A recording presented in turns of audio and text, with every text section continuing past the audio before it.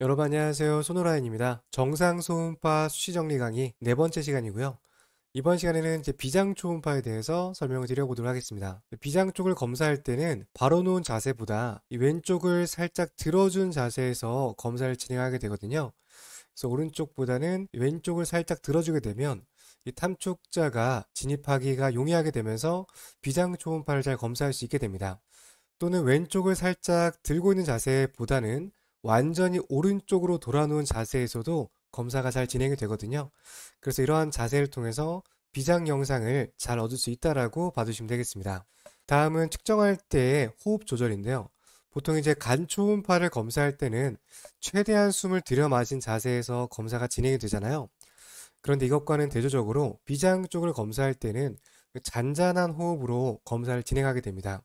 이렇게 잔잔한 호흡으로 검사하는 이유는 비장 영상을 얻는 과정에 있어서 사람마다 호흡 정도에 따라서 최대 크기 영상을 얻는 그러한 정도가 다르기 때문인데요.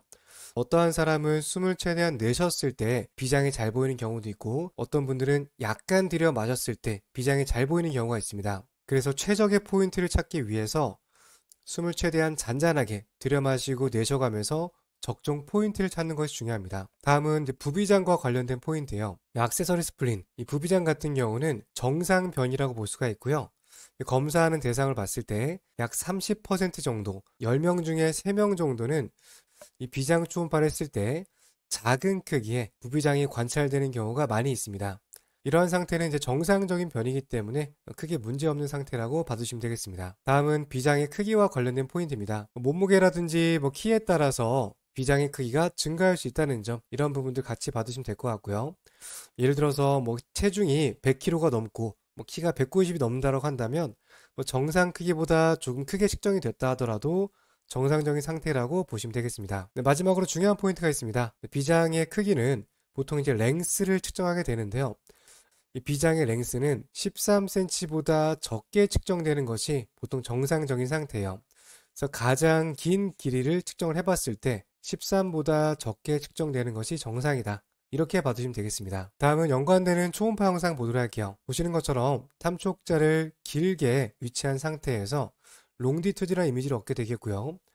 이렇게 전체적인 비장의 모습을 확인해 볼 수가 있습니다. 여기서 가장 끝에서 가장 끝쪽까지 이 길이를 측정하게 되겠고요. 이 길이가 앞서 설명드렸던 랭스라고 보시면 되겠습니다. 이렇게 측정한 값이 13보다 적을 때를 정상이다라고 보시면 될 것 같아요. 다음으로 비장의 중간에 있는 이 위치를 비문이라고 하는데요. 이 비문 주변에서 작은 크기의 이 부비장 구조물을 관찰할 수 있게 됩니다. 이런 식으로 작은 형태의 비장과 같은 해코드의 구조물이 나타나게 된다면 부비장 구조물로 생각해 볼 수 있겠고요. 이런 경우는 정상적인 변이기 때문에 크게 문제가 없는 상태라고 봐주시면 되겠습니다. 다음은 탐촉자를 90도 회전시켜서 가로 스캔으로 얻은 영상이에요. 이렇게 하게 되면 보통 이제 비장의 두께를 측정할 수가 있게 되고요. 이렇게 두께를 측정한 부분들은 전체적인 비장의 상태를 평가하는데 활용할 수 있게 되겠습니다. 이러한 전체적인 내용들을 한번 정리해서 설명을 드려볼게요. 이쪽에 있는 영상은 세로 스캔해서 얻은 영상이고요. 옆쪽 영상은 방금 전에 보여드렸던 가로 스캔에서 얻은 영상이에요. 그래서 보통 이 세로 스캔에서 첫 번째 가장 긴 장경과 그 다음에 폭을 측정하게 되고요. 가로 스캔에서는 이 두께를 측정하게 됩니다. 그래서 첫 번째 가장 긴 D1과 D2 그리고 D3를 각각 곱해주게 된다면 전체의 비장 볼륨을 측정할 수가 있게 돼요. 그래서 여기에 대한 부피를 측정하게 됨으로써 만약 이 부피가 커졌다는 것은 그만큼 비장이 무거워진 상태라고 볼 수가 있겠죠. 이렇게 무거워진 상태는 비장 종대와도 연관이 있다라고 생각을 해볼 수가 있습니다. 네, 보통 임상적으로 봤을 때는 간략하게 랭스의 길이만 측정해서 평가하는 경우가 많이 있는데요. 또 조금 더 자세하게 평가가 필요한 경우에는 이 세 가지 부분을 측정해 봄으로써 보다 자세하게 볼륨을 측정할 수 있다라고 보시면 되겠습니다. 보통 정상적인 상태에서는 이 랭스는 앞서 설명드린 것처럼 13cm 미만, 대략 12cm 정도라고 보시면 될 것 같고요. 나머지 이 D2와 D3 같은 경우는 5에서 6cm 정도를 정상 범위로 보고 있습니다. 이렇게 해서 0.52 값과 D1, D2, D3를 곱해서 볼륨을 측정하게 되는데요. 정상적인 상태에서는 200보다 낮은 값으로 측정을 하게 됩니다. 보통은 초음파 장비에서 이 세 가지 부분을 측정하게 되면 자동적으로 볼륨이 계산이 되거든요. 그래서 각각 포인트만 잘 짚어주게 된다면 자동적으로 볼륨 값을 얻을 수 있다고 보시면 되겠습니다. 다음은 연령과 성별에 따른 비장의 크기를 정리해 놓은 표인데요. 여기에 있는 값은 가장 긴 길이, 랭스를 기준으로 정리된 내용이다라고 설명드릴 수 있겠습니다. 처음에 연령이 증가함에 따라서 이 랭스는 조금씩 증가하는 모습을 보여주고 있는데요.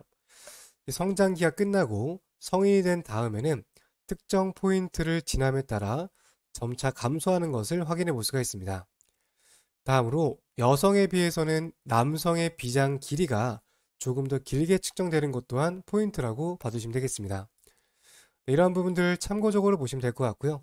중요한 포인트는 랭스가 11cm 정도가 정상이다. 이 부분만 잘 봐주시면 될 것 같아요. 다음은 비정상적으로 비장이 커져 있는 비장 종대 영상 보도록 하겠습니다. 보시는 것처럼 총 길이를 측정해 봤더니 15cm가 넘는 값으로 측정이 되고 있어요. 다음은 트랜스버스 뷰에서 두께를 측정한 모습인데요. 따로 측정 값은 표시되어 있지 않지만 육안적으로 보더라도 상당히 두꺼워져 있는 것을 볼 수가 있습니다. 이렇게 해서 대표적인 수치를 통해서도 비장 종대를 평가할 수 있지만 육안적으로 보더라도 확연하게 커져 있는 것을 볼 수가 있기 때문에 단순 비모드 상태에서도 비장 종대의 가능성을 예측해 볼 수 있겠습니다. 이렇게 해서 비장 초음파에 대한 전반적인 내용 설명드렸고요. 다음 시간에 계속해서 뒤쪽 설명 이어가 보도록 하겠습니다. 다음 시간에 뵙겠습니다. 감사합니다.